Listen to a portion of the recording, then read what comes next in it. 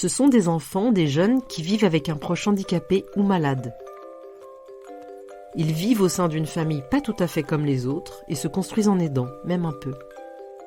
Ils s'adaptent au manque de disponibilité, à la complexité du quotidien. On leur demande de comprendre, d'assumer des choses qui parfois les dépassent. Ils doivent se faire petits et grandir avec tout ça. Je suis Suzanne Arlabos, musicothérapeute, maman et aidante familiale. Avec la Pause Brindille, le réseau des jeunes aidants, nous voulons faire porter la voix de ces jeunes qui vivent bien cachés dans ces familles organisées autour du handicap ou de la maladie de l'un d'entre eux. Nous sommes convaincus que leur regard sur le monde peut faire grandir la société.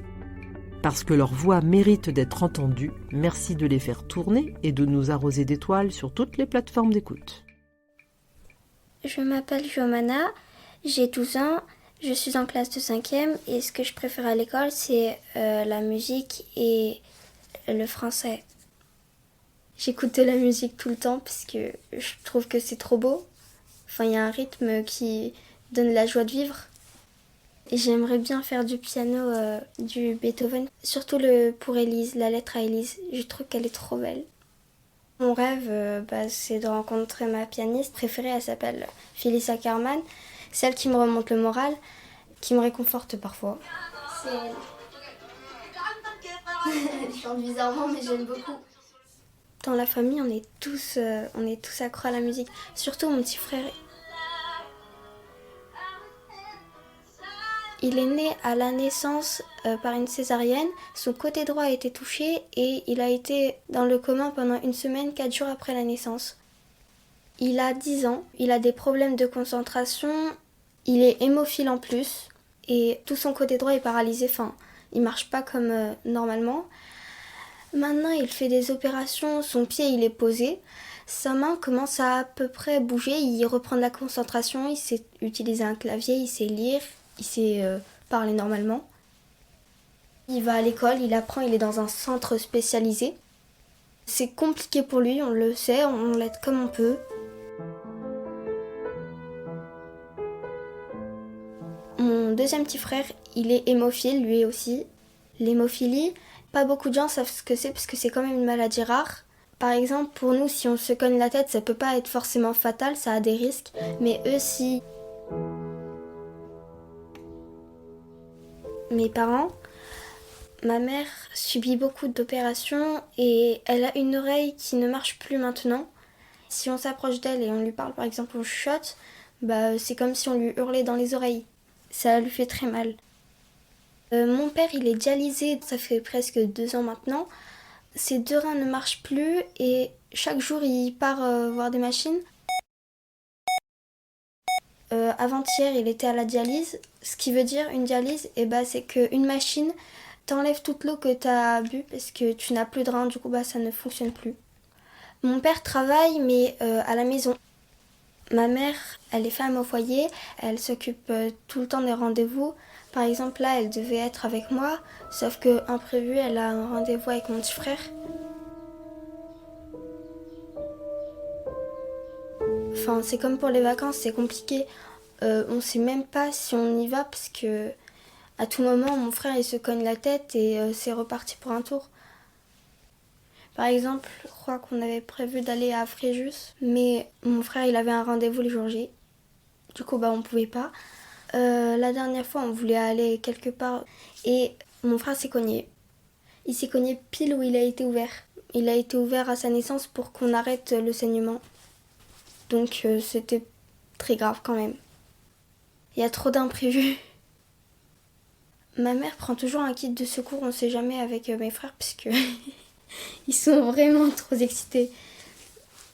Les médecins lui ont appris à faire des piqûres maintenant que... Du coup, ma mère, elle fait des piqûres, elle a toujours un sac avec elle. Je me rappelle l'année dernière, mon frère était en train de nager et dans nos têtes, on stressait, on avait peur, on se dit s'il lui arrive quelque chose. Du coup, on était toujours à côté de lui. Enfin, moi, je le tenais toujours à côté de moi, je voulais pas le lâcher. J'avais trop peur. J'ai envie de rester avec mon frère, le faire profiter. Si je peux pas profiter, j'aimerais que lui, au moins, il profite. Parfois ça m'énerve, oui. Ce qui m'énerve le plus, c'est quand les gens ils savent pas la vie des autres et ils vont te faire oui, moi je vais partir au Japon, moi je vais partir ça. Sauf que ce qu'ils savent pas, c'est que nous, c'est pas forcément des difficultés financières. C'est surtout que dans la vie, il y a des proches avec eux, on peut pas y aller.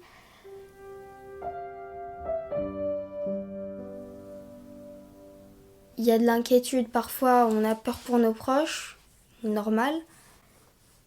Moi je trouve que ça me rend forte, parce que je me dis que peut-être que sans ça, je serais pas ce que je suis aujourd'hui.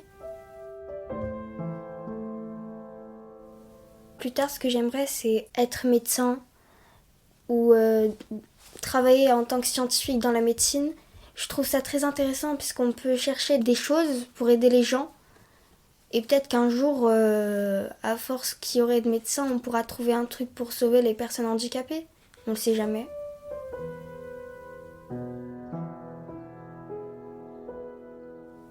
J'aide un peu tout le monde dans la famille. Quand ma mère elle fait des piqûres à mes frères, c'est moi qui note dans le carnet quand on l'a fait. Je colle les étiquettes, je vide les médicaments, je fais tout ça. À force et tout, je commence à prendre l'habitude. Par exemple, si mon frère se cogne dehors, je prépare tout. J'ai directement l'arnica dans mon sac, je lui donne, je sais combien il doit en prendre. S'il est malade, le Doliprane et tout, je sais combien. À force, on est habitué. Mes parents, quand je les aide, je peux pas vraiment les aider. Je fais juste les tâches ménagères pour les soulager un peu, mais quand je surveille mes frères, on va pas nous laisser tout seuls, je pourrais pas les garder. Mais si ma mère, elle aimerait se reposer, faire une sieste et tout, je reste avec mes frères, je leur fais des jeux de société. Pour les occuper, je leur fais souvent des cachettes. Je cache un objet et ils doivent le retrouver. Et ça, c'est ce que j'aime parce que ils essaient de comprendre où il est l'objet, ils réfléchissent en même temps et mes parents se reposent aussi. Mon frère, je lui apprends à compter. À force de répéter avec lui, il comprend. Quand son taxi le dépose en bas, c'est moi qui vais le chercher. Il est tout content, il sourit, il me raconte sa journée. Parfois, ce qui le réconforte, c'est quand on lui met de la musique. Il danse, il chante, et il connaît mieux que moi les paroles.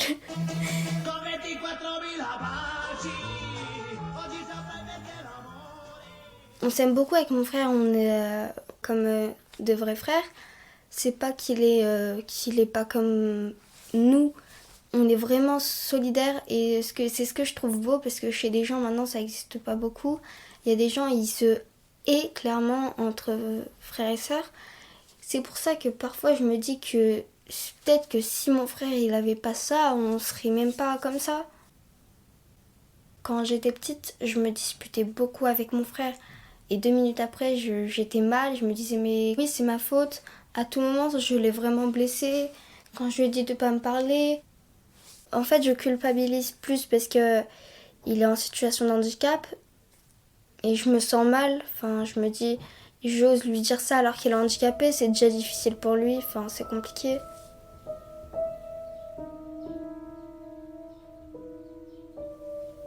Même mes amis ne sont pas au courant que j'ai un frère handicapé. Quand j'invite des amis, je laisse mon frère rentrer, je laisse mon frère faire ce qu'il veut. Moi, j'ai une amie, elle a vu mon frère, je lui ai raconté l'histoire, elle lui a sauté dessus, on a fait plein de câlins avec lui, on a fait que de jouer avec lui. Il découvre en même temps des gens quand j'ai des amis, et c'est ce que je trouve bien. Mes amis ils posent beaucoup de questions, par exemple quand ils viennent à la maison, ils sont trop curieux. Ils me demandent si ta mère elle entend pas d'une oreille, c'est qu'elle va bientôt plus entendre l'autre oreille. Ton père il est dialysé, est-ce qu'il souffre ou il est anesthésié? Ton frère, est-ce qu'il a mal quand il marche? Moi, je peux pas avoir forcément de réponse parce que c'est pas moi qui est dans la peau de mes parents, de ma famille. Il y a des moments où on peut pas tout savoir non plus. Voilà, je fais de mon mieux pour leur expliquer, malgré que parfois je n'ai pas envie d'expliquer le handicap de ma famille. J'aime pas parler de ça, ça me rend triste. Je suis triste pour lui. J'en parle pas facilement parce que j'en parle clairement pas. J'en raconte pas au collège puisque c'est très violent là-bas, les gens ils s'insultent et tout. Mon frère il avait fait des dessins dans un carnet et une fille me l'a pris. Elle se moquait des dessins et moi ça m'énervait parce que c'était pas les miens. Je me disais mais elle peut pas, elle sait pas qui les a fait, elle sait pas ce qui s'est passé, surtout que moi je trouve que c'était des beaux dessins. Les gens ils savent pas. Quand on n'arrive pas à exprimer ce qu'on ressent, on peut l'exprimer juste en grabouillant un papier. Parfois le mot qui bloque dans la gorge, tu n'arrives pas à le faire sortir, et je le fais sortir dans le dessin. Moi personnellement, s'ils en parlent au collège, je suis d'accord parce que ils apprennent aux autres la vie qu'on subit. Enfin, ce qu'on subit, c'est pas douloureux, mais c'est compliqué. Ils montrent la façon dont on ressent les choses. On pourra en parler. Il y a sûrement des profs ou des surveillants dans le collège qui ont aussi ce genre de problème. Moi, je dis, il n'y a pas que les enfants et les jeunes aidants qui doivent discuter de ça. Nous aussi, on a un peu besoin de repos. Les adultes doivent en parler un peu, faire tourner ça un peu partout dans le monde pour que les gens se sensibilisent à nous, qui se disent qu'il n'y a pas que des gens qui n'ont pas de problème dans la vie. Les jeunes aidants, on les remarque pas souvent, il y en a qui discutent pas, il y en a qui se cachent très bien. Bon, on n'est pas beaucoup, je pense, mais au moins on se reconnaît entre nous, on se dit bon, au moins je suis pas seule, il y a d'autres jeunes aidants qui vivent à peu près la même situation que moi. Je veux pas dire qu'on a un œil de lynx, mais on remarque plus facilement que les autres les gens qui ont des soucis parce qu'on vit un peu dans ce cercle. Moi, si j'avais une baguette magique, je changerais le regard des gens envers les handicapés. Puisqu'il y a des gens qui jugent des personnes sans savoir ce qu'ils ont. Dans leur tête, j'aimerais qu'il y ait une petite voix ou un truc qui leur dise « S'il vous plaît, regardez l'homme de plus près, vous verrez qu'il a un problème. » Je vis des choses que des gens ne vivent pas, parce que d'habitude, c'est les parents qui éduquent plus les enfants. Alors qu'ici, on met tous de notre part, on galère tous, mais ça veut pas dire pour autant qu'on est meilleur que les autres. On est juste comme les autres, sauf qu'on fait pas les mêmes activités. On se soutient, malgré qu'ils ont des problèmes. On est solidaires, on s'aime beaucoup, on est heureux comme on est. C'est tout. Bella ciao, bella ciao, bella ciao, ciao, ciao. Stamattina mi sono alzato e ho trovato l'invaso. Bien caché, le podcast des jeunes aidants avec la pause brindille. Merci à Harmonie Mutuelle qui nous ont aidés à financer ce projet et à faire porter la voix de ces enfants fantastiques.